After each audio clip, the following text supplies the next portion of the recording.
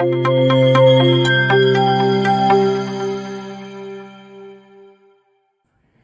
guys, welcome to Maths Academic Point. Today we are going to do Probability Class 9th. तो ये बहुत easy chapter है, ठीक है. इसमें कुछ बेसिक बातें हमें जाननी है कि प्रोबेबिलिटी होती क्या है. प्रोबेबिलिटी मैथमेटिक्स की एक ऐसी ब्रांच है जहाँ पे हम ऑकरेंस ऑफ रैंडम थिंग्स के बारे में जानते हैं, ठीक है. जो भी एक रैंडम थिंग्स होती हैं, जैसे कि कॉइन का टॉस होना, जैसे कि हम कुछ भी एक चीज को, एक ग्रुप ऑफ चीज में से किसी एक चीज को पिक करते हैं, उसको हम प्रोबेबिलिटी की ब्रांच के अंदर स्टडी करेंगे, ठीक है.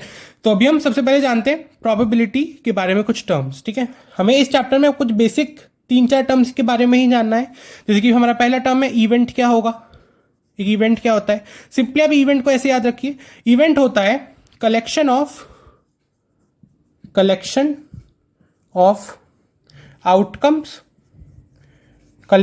Outcomes of an experiment.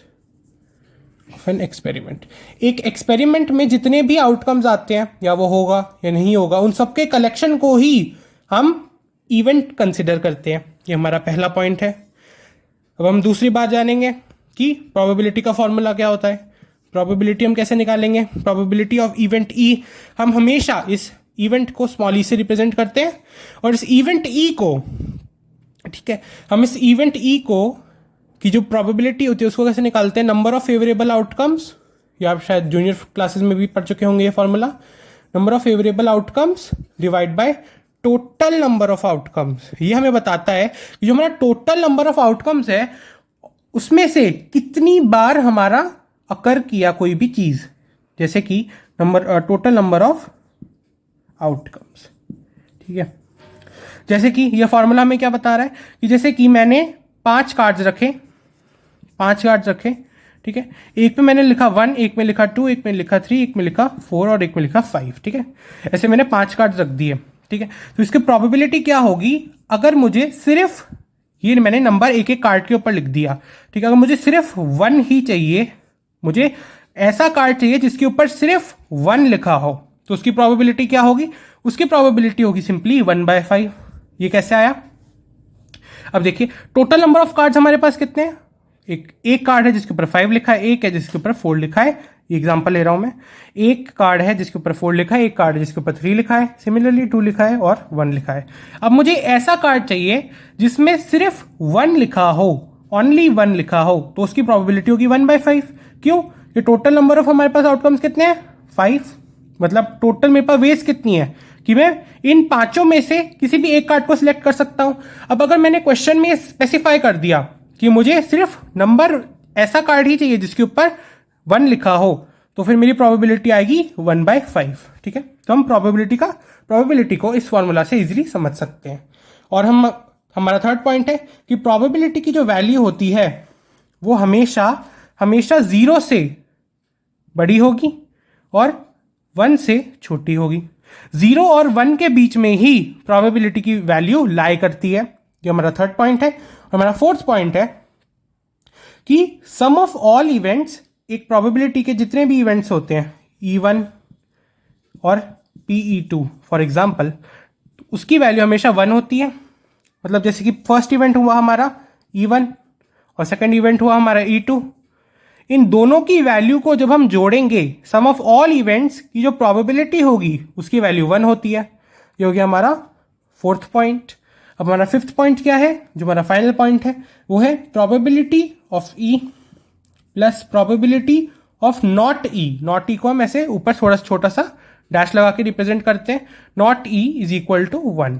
मतलब एक इवेंट E होगा, उसकी प्रोबेबिलिटी है P ब्रैकेट E, और एक इवेंट E नहीं होगा, वही इवेंट, सेम इवेंट नहीं होगा, उन दोनों का सम अगर हम करें तो वो वैल्यू इक्वल टू आती है 1. अब ये है कुछ 5 पॉइंट्स जो इस चैप्टर के मेन हाइलाइट्स और मेन पॉइंट्स हैं. अब हम एक्सरसाइज और एग्जाम्पल के कुछ क्वेश्चंस करते हैं. चलिए गाइस, अब एग्जाम्पल क्वेश्चंस करते हैं एनसीईआरटी बुक के.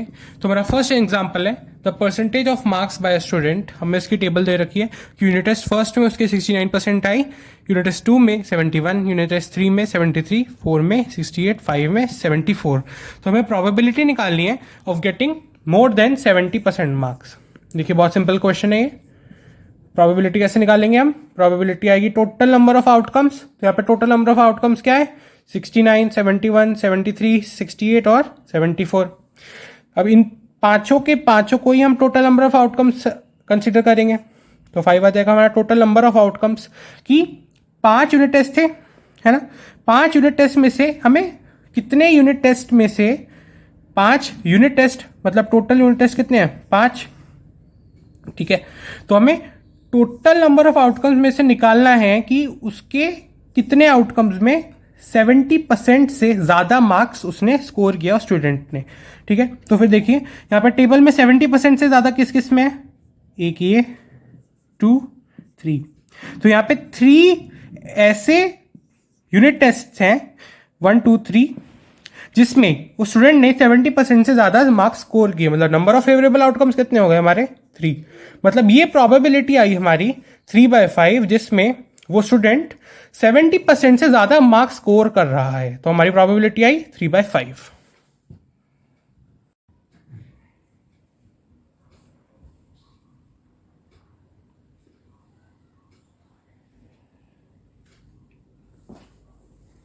चलिए गाइस सेकंड एग्जांपल करते हैं जिसमें कह रहा है 50 seeds were selected at random from each of 5 bags. ठीक है, पूरा स्टेटमेंट था। तो इसमें हमें एक टेबल दे रखी है कि नंबर ऑफ बैग्स है 1, 2, 3, 4, 5। ठीक है, एक बैग का हमने नंबरिंग करके रखी है, एक बैग की। ठीक है, तो हमें आफ्टर 20 डेज हमने उनको जर्मिनेट करवाया। तो एक बैग में है 40, जो नंबर 1 हमारा बैग है उसमें 40 सीड्स जर्मिनेट हुए। नंबर 2 में 48, नंबर 3 में 42 और नंबर 4 में 39 और नंबर 5 में 41। तो हमें सबसे पहले केस में प्रोबेबिलिटी इस इवेंट की निकालनी है जब हम मोर देन 40 सीड्स इन अ बैग जर्मिनेट हो गए। मतलब मोर देन 40 सीड्स एक बैग में जर्मिनेट हो गए। ठीक है, जर्मिनेट हो गए। तो इस केस की प्रोबेबिलिटी क्या बनेगी? इस केस की प्रोबेबिलिटी बनेगी टोटल नंबर ऑफ आउटकम्स हमारे पास कितने, टोटल नंबर ऑफ बैग्स कितने हमारे पास? 1, 2, 3, 4, 5। हमारे पास 5 है टोटल नंबर ऑफ बैग्स। अब हमें सिंपली देखना है ये हमें क्या दिया हुआ है? Number of seeds germinated after 20 days. ठीक है, तो हमें 40 से ज़्यादा बताना है। तो 40 से ज़्यादा किन बैग्स में 40 से ज़्यादा सीड्स जर्मिनेट हो चुके हैं? इसमें। नंबर ऑफ फेवरेबल आउटकम्स हमारे कितने आ गए? 1, 2, 3। तो हमारे प्रोबेबिलिटी कितनी आ गई? जब हमारे मोर देन 40 सीड्स जर्मिनेट हो चुके हैं उनकी प्रोबेबिलिटी आई 3/5। अब हमारा सेकंड केस करते हैं। इसमें कह रहा है 49 सीड्स इन अ बैग। 49 सीड्स इन अ बैग। ठीक है, तो मतलब इस केस में 49 सीड्स एक बैग में जर्मिनेट हो गए।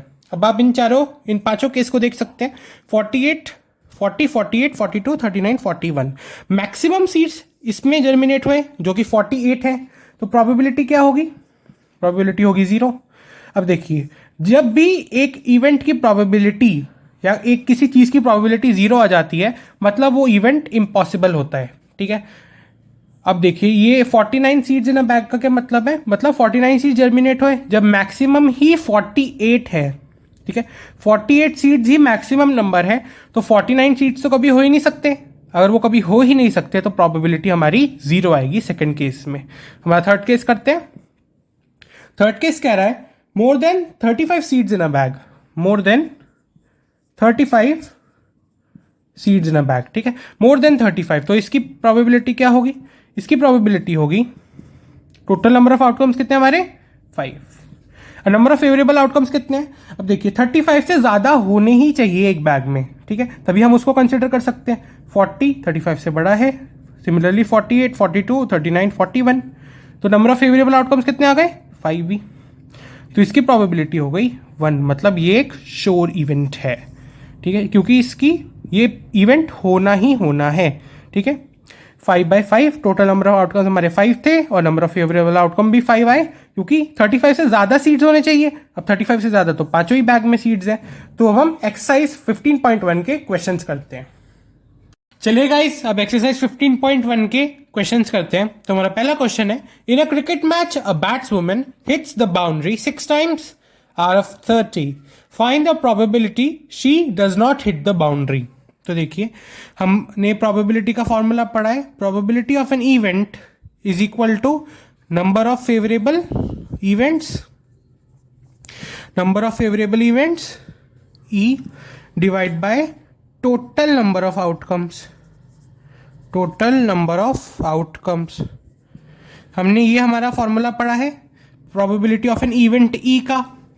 अब प्रोबेबिलिटी, अब देखिए इसमें क्या है, एक बैट्समैन है जो 6 बार बाउंड्री में बॉल मार देती है, out of the boundary hit करती है वो बॉल को, और टोटल नंबर कितने हैं, टोटल नंबर ऑफ इवेंट्स हमारे पास कितने हैं, 30। मतलब 6 हमारे हैं फेवरेबल और 30 है हमारे टोटल। तो हमारा प्रोबेबिलिटी ऑफ दिस इवेंट क्या आ जाएगा, probability of this event E आ जाएगा 6/30 जो है 1/5। ठीक है, ये हमारा probability of this event E है। अब देखिए हमसे क्वेश्चन में क्या मांग रहा है, find the probability she does not hit the boundary. ठीक है, मतलब ये अगर हमारा प्रोबेबिलिटी ऑफ इवेंट E है तो हमें PE नॉट की वैल्यू निकालनी है। मतलब जब वो बाउंड्री मार रही है, मतलब 30 में से 30 हमारे क्या है, टोटल नंबर ऑफ आउटकम्स, उसमें से वो 6 बारी बाउंड्री मार रही है, मतलब बॉल को वो बाउंड्री के पार मार रही है। अब हमें वो प्रोबेबिलिटी निकालनी है जब वो बाउंड्री के पार नहीं मार पा रही बॉल को। ठीक है, तो फिर PE नॉट क्या आ जाएगा, हमें ये फॉर्मूला पता है, probability of not plus probability is equal to 1। ये फॉर्मूला होता है हमारा कि जो एक इवेंट की प्रोबेबिलिटी जब वो नहीं होगा, ये हो गया E नॉट, और एक इवेंट की प्रोबेबिलिटी जब वो अकर करेगा, उन दोनों का एडिशन इज इक्वल टू 1 आता है। अब हमें प्रोबेबिलिटी ऑफ इवेंट E पता है कि जब वो इवेंट अकर करेगा, अगर वो इवेंट अकर करेगा तो उसकी प्रोबेबिलिटी कितनी है इस इवेंट E की, हमने निकाली 1/5 है। तो probability of event E not की क्या आएगी, निकाल देते हैं आराम से, आ जाएगी प्रोबेबिलिटी ऑफ E1 -1, मतलब 1 माइनस PE। PE की वैल्यू हमने निकाली है 1/5, तो मैं इसकी जगह 1/5 लिख देता हूँ, 1/5। इसको सिंप्लीफाई करेंगे तो आएगा 4/5। मतलब 30 में से 24 बारी, ठीक है, 30 में से 24 बारी वो बाउंड्री के बाहर बॉल को हिट नहीं कर पाई। तो यही हमारा आंसर है।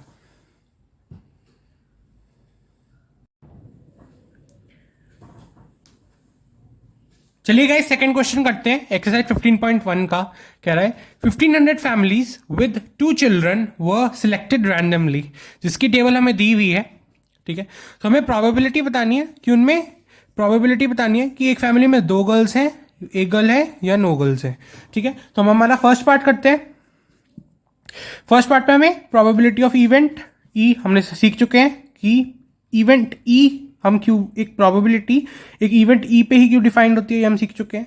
तो हम प्रोबेबिलिटी का फॉर्मूला लगाएंगे simply, total number of outcomes, नीचे आएगा टोटल नंबर ऑफ आउटकम्स, और ऊपर क्या आएगा, नंबर ऑफ फेवरेबल आउटकम्स। तो यहाँ पे total number of outcomes for 2 girls कितना है, दो गर्ल्स के लिए हमारा फेवरेबल आउटकम्स कितना है, मतलब कितनी फैमिलीज रिकॉर्डेड हैं जिनमें 2 फैमिली जिसमें 2 गर्ल्स हैं, वो है 475। तो नंबर ऑफ फेवरेबल आउटकम्स कितने आ गए, 475। और टोटल नंबर ऑफ आउटकम्स हमें दिया हुआ है 1500, तो 1500 रख देंगे। ये आ गई हमारी प्रोबेबिलिटी जिसमें एक फैमिली में 2 गर्ल्स हैं, ये हमारी प्रोबेबिलिटी आ गई जो है 19/60। ऐसे ही हमारा सेकंड पार्ट करते हैं। सेकंड पार्ट कह रहा है विद 1 गर्ल, मतलब हमें प्रोबेबिलिटी निकालनी है। ये प्रोबेबिलिटी कहेगी कि एक फैमिली में एक ही गर्ल है, 2 बच्चों में से एक फैमिली में एक गर्ल है। ठीक है, तो फिर एक गर्ल के लिए कितनी फैमिलीज हमें दी हुई हैं, 814। तो सिंपली यहाँ पे रख देंगे 814 डिवाइड बाय 1500। 814 क्या है, हमारा नंबर ऑफ फेवरेबल आउटकम्स जो हमें दिया हुआ है 814, और टोटल नंबर ऑफ आउटकम्स हमें दिया हुआ है 1500। तो हमारी प्रोबेबिलिटी ये आ जाएगी। तो हम हमारा थर्ड पार्ट करते हैं। थर्ड पार्ट कह रहा है कि हमें प्रोबेबिलिटी निकालनी है जब एक फैमिली में जो 2 बच्चे हैं उनमें से एक भी गर्ल नहीं है, तो टोटल नंबर ऑफ आउटकम्स नीचे रहेगा। अब देखिए टेबल में, जब नंबर ऑफ गर्ल्स 0 है मतलब नो गर्ल्स, और वैसी फैमिलीज कितनी है 211, तो उसमें हम 211 पुट कर देंगे जो है मेरा नंबर ऑफ फेवरेबल आउटकम्स। ये हमारे 3 आंसर्स आ गए हैं। अब हम करते हैं हमारा दूसरे क्वेश्चंस। चलिए गाइस, एक्सरसाइज 15.1 का क्वेश्चन नंबर 4 करते हैं, जिसमें कह रहा है 3 coins are toss simultaneously 200 times. तो हमें प्रोबेबिलिटी निकालनी है जिसमें 2 हेड्स हमें मिलेंगे। ठीक है, हमें 2 हेड्स मिल जाएंगे, हमें वो प्रोबेबिलिटी ऑफ इवेंट ई निकालना है जिसमें कॉइन्स में जब हम टॉस किया तो फिर 2 हेड्स आ गए। तो फिर करते हैं, total number of favourable outcomes कितने होंगे जब हमने 200 बारी उसको साइमल्टेनियसली टॉस किया 3 कॉइन्स को, तो फिर 200 आ गया हमारा total number of favourable outcomes. अब हमें चाहिए 2 हेड्स आ जाएं, तो 2 हेड्स हमें टेबल दी हुई है ये, इसमें 2 हेड्स कहाँ आ रहे हैं, 2 हेड्स आ रहे हैं 72 बार, तो हमारा नंबर ऑफ फेवरेबल आउटकम्स हो गया 72। तो 72/200 का कितना आएगा, इसको हम करेंगे तो आएगा 9/25, ये हमारा आंसर है। चलिएगा इस क्वेश्चन नंबर 11 करते हैं, जो कह रहा है 11 bags of flower each marked 5 kilogram, जिसकी हमें रीडिंग दी हुई है, थोड़ा सा ऊपर भी हो सकते हैं और थोड़े ज़्यादा भी हैं और थोड़े कुछ कम भी हैं। हमें इसमें इस क्वेश्चन में निकालना है find the probability of more than 5 kilograms. मतलब हमें प्रोबेबिलिटी एक निकालनी है कि इवेंट ई की जिसमें क्या है, जो 5 किलोग्राम का मार्क हमें दिया हुआ है उससे जो बैग्स का एक्चुअल वेट है उसको थोड़ा सा ज़्यादा होना चाहिए। इसकी प्रोबेबिलिटी क्या है कि जो एक्चुअल मार्क हमें दिया हुआ है 5 किलोग्राम का बैग्स के लिए, उनसे 5 किलोग्राम से उसका वेट ज़्यादा है। हमें इसकी प्रोबेबिलिटी निकालनी है, तो सिंपली हम क्या लिखेंगे, पहले total number of favourable outcomes जो क्या है 11 दिया हुआ है हमें, टोटल नंबर ऑफ बैग्स कितने 11 बैग्स। अब देखते हैं, अब हम ऐसे बैग्स को सिलेक्ट करते हैं जिनका वेट 5 किलोग्राम से ज़्यादा है, जैसे कि 5.05, 5.08, 5.03, 5.06, 5.08 अगेन, 5.04 और 5.07। अगर आप इनको काउंट करेंगे तो होगा 1 2 3 4 5 6 7। तो हमारा total number of favourable outcomes आ गया 7/11। ठीक है, तो ये हमारी प्रोबेबिलिटी आ गई जिसमें 5 किलोग्राम के मार्क से, ठीक है, 5 किलोग्राम के मार्क से जो एक्चुअल वेट है बैग्स का वो ज़्यादा है। तो हमने ये जो पूरा चैप्टर है प्रोबेबिलिटी, इसको 1 शॉट में खत्म कर लिया। If you all like the content please hit the subscribe button. Thanks for watching. Thank you.